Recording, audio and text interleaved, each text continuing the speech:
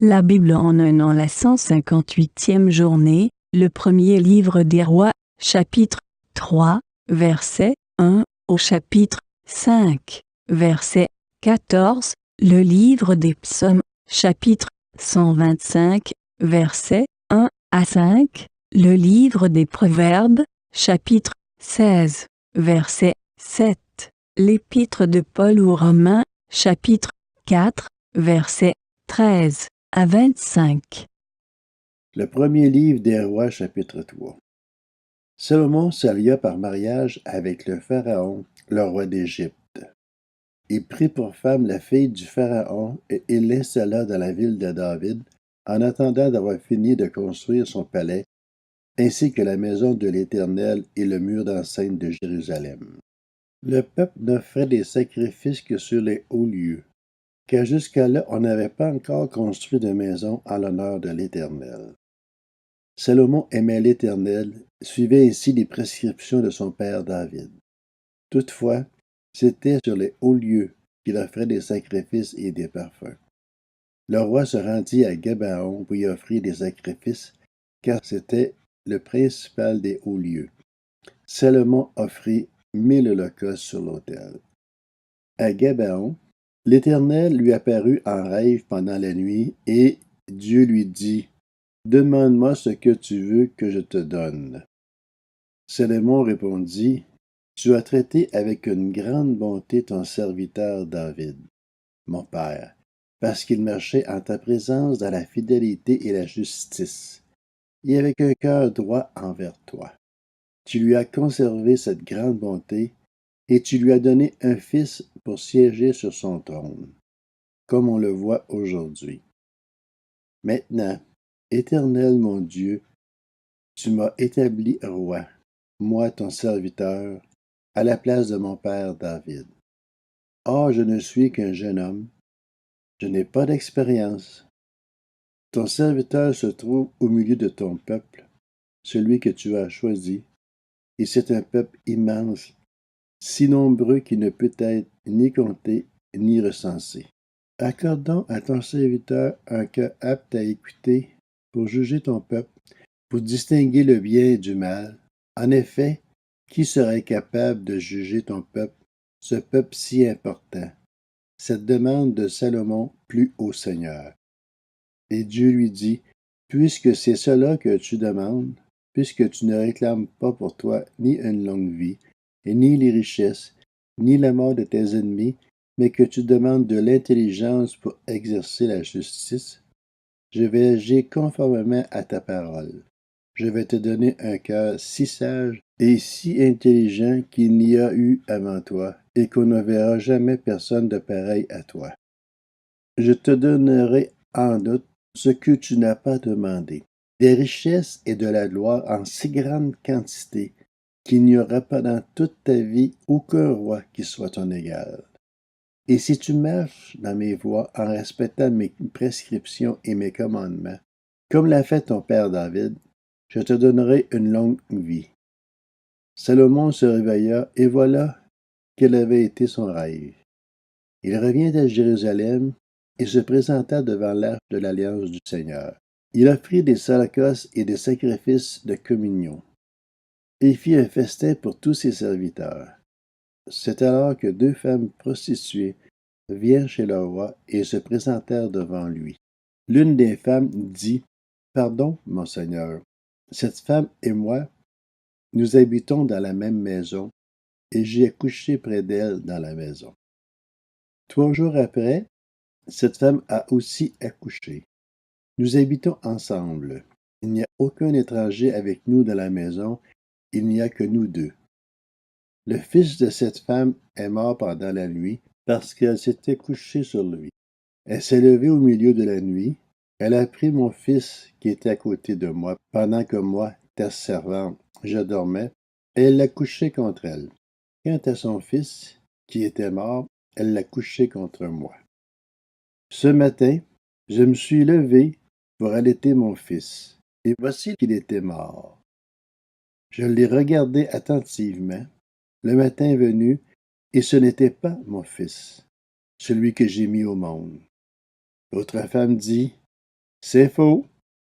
C'est mon fils qui est vivant et ton fils qui est mort. Mais la première répliqua, absolument pas. C'est ton fils qui est mort et mon fils qui est vivant. C'est ainsi qu'ils discutèrent devant le roi. Le roi constata, l'une dit, c'est mon fils qui est vivant, et ton fils qui est mort. Et l'autre dit, absolument pas, c'est ton fils qui est mort et mon fils qui est vivant. Puis il ordonna, apportez-moi une épée. On apporta une épée devant le roi. Le roi dit alors, coupez en deux l'enfant qui est en vie, et donnez-en la moitié à chacune.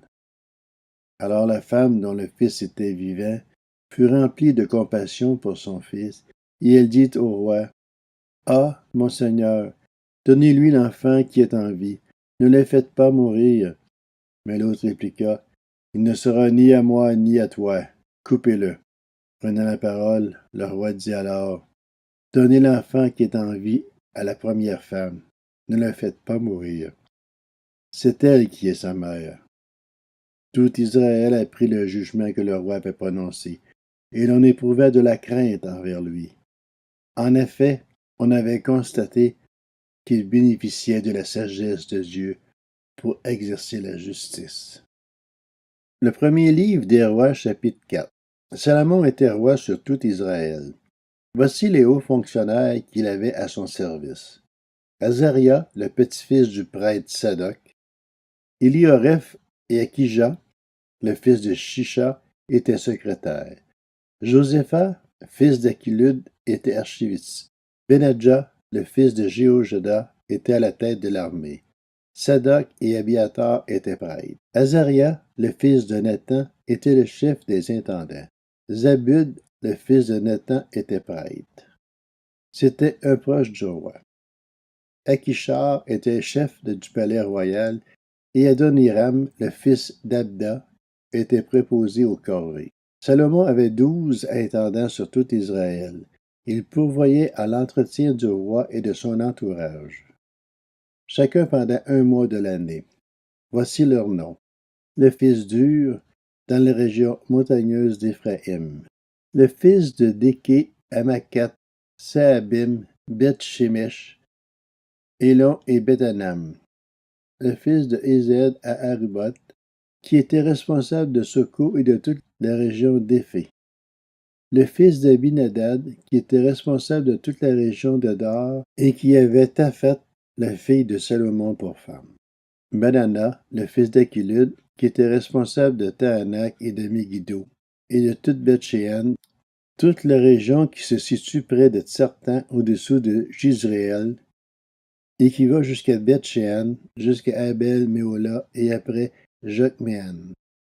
Le fils de Gibé, à Ramoth en Galaad, qui était responsable des bourgs de Jaïr, fils de Manassé en Galaad, ainsi que de la région d'Argob en Basan, soit de 60 grandes villes dotées de murailles et de verrous en bronze. Akinadad, le fils d'Iddo, à Mahanaïm, Akimaat, qui avait pris pour femme Basmat, la fille de Salomon, en Nephtali, Behana, le fils de Hushaï, en Azer, et Abialot. Josaphat, le fils de Peruach, en Issachar, Shimei, le fils d'Éla, en Benjamin, Gébé, le fils d'Uri, dans le pays de Galaad. Ce dernier était responsable de la région de Sion, le roi des Amoréens, et d'Og, le roi du Basan. Il y avait un seul intendant pour ce pays. Juda et Israël étaient aussi nombreux que le sable qui est au bord de la mer. Ils mangeaient, buvaient et ils se réjouissaient. Le premier livre des rois, chapitre 5. Salomon dominait sur tous les royaumes situés entre l'Euphrate et le pays des Philistins, et jusqu'à la frontière de l'Égypte. Ils apportaient un tribut à Salomon et lui furent asservis durant toute sa vie. Chaque jour, Salomon consommait en vivres 6600 litres de fleur de farine et 13200 litres de farine, 10 bœufs engraissés, 20 bœufs de pâturage et 100 brebis, en plus des cerfs, des gazelles, des daims et des volailles engraissées. Son pouvoir s'étendait sur toute la région située à l'ouest de l'Euphrate, sur tous les rois établis à l'ouest de l'Euphrate. Son pouvoir s'étendait de Tsisakasa et il avait la paix de tous les côtés. Juda et Israël, depuis Dan jusqu'à Beersheba, habitèrent en sécurité, chacun au milieu de ses vignes et de ses figuiers, durant tout le règne de Salomon. Salomon avait 40 000 stalles pour les chevaux destinés à ses chars et 12 000 cavaliers. Les intendants pourvoyaient à l'entretien du roi Salomon et de tous ceux qui étaient admis à sa table, chacun pendant le mois qui lui était attribué. Il ne les laissait manquer de rien. Il faisait aussi venir de l'orge et de la paille pour les chevaux et les coursiers à l'endroit où se trouvait le roi, chacun selon ses directives. Dieu donna à Salomon de la sagesse, une très grande intelligence et des connaissances aussi nombreuses que le sable qui est au bord de la mer. La sagesse de Salomon dépassait celle de tous les nomades de l'Est et toute la sagesse des Égyptiens. Il est plus sage que n'importe quel homme, plus sage qu'étaient l'Ezrakite, Oukéman, Calcol et Darda, les fils de Macol, et son nom était connu parmi toutes les nations environnantes. Il a prononcé 3000 sentences et composé 1005 cantiques. Il a parlé des arbres, depuis le cèdre du Liban jusqu'à l'hysope qui sort de la muraille. Il a aussi parlé des animaux, des oiseaux, des reptiles et des poissons. De tous les peuples, on venait pour écouter la sagesse de Salomon, de la part de tous les rois de la terre qui en avaient entendu parler. Le livre des Psaumes, chapitre 125. Chant des montées. Ceux qui se confient en l'Éternel sont comme le mont Sion. Il est inébranlable. Il demeure pour toujours.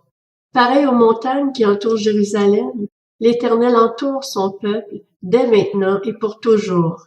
Un pouvoir méchant ne pèsera pas sur la part des justes, afin qu'ils ne tendent pas les mains vers le mal.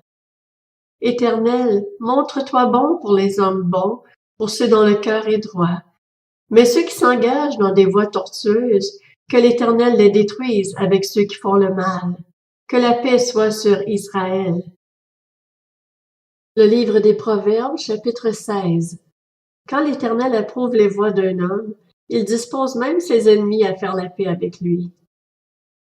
L'Épître aux Romains, chapitre 4. En effet, ce n'est pas par la loi que la promesse de recevoir le monde en héritage a été faite à Abraham ou à sa descendance, mais c'est par la justice de la foi. Car si l'on devient héritier par la foi est dépourvue de sens et la promesse sans effet. En fait, la loi produit la colère de Dieu, puisque là où il n'y a pas de loi, il n'y a pas non plus de transgression. C'est donc par la foi que l'on devient héritier, pour que ce soit par grâce et que la promesse soit assurée à toute la descendance, non seulement à celle qui dépend de la loi, mais aussi à celle qui a la foi d'Abraham. En effet, Abraham est notre père à tous. Comme cela est d'ailleurs écrit, « Je t'ai établi père d'un grand nombre de nations ». Il est notre père devant le Dieu en qui il a cru, le Dieu qui donne la vie aux morts et appelle ce qui n'existe pas à l'existence.